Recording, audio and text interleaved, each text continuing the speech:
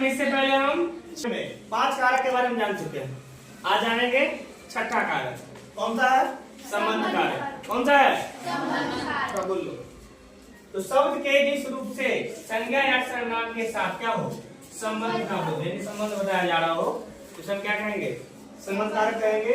थोड़ा देखो ध्यान दो, एग्जाम्पल के माध्यम से समझेंगे। जैसे ध्यान देना, सीता का भाई। किसका भाई? सीता का भाई। कहाँ आ रहा है? रहीम का मकान क्या है? छोटा है। तो मकान से किसका संबंध है? रहीम का। और रहीम के बेटे किसके हैं? रहीम के। यहाँ पे क्या पता चल रहा है?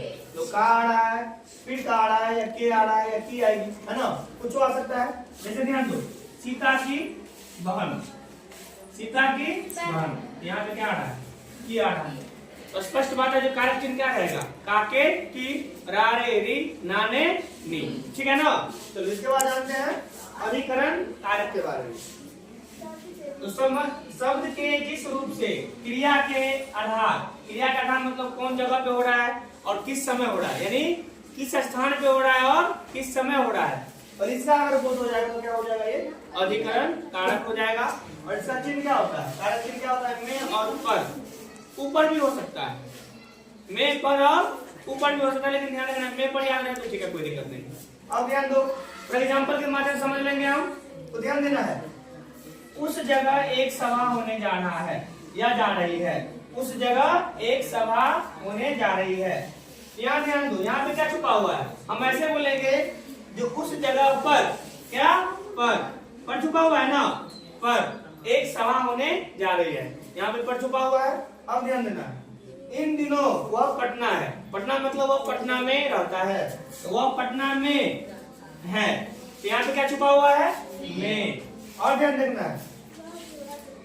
है, वह घोड़ा चढ़ता है, मतलब क्या? घोड़ा पर चढ़ता है। तो यहाँ पे कारक चिन्ह क्या क्या आ रहा है? में और पर आ रहा है ना? में और पर आ रहा है।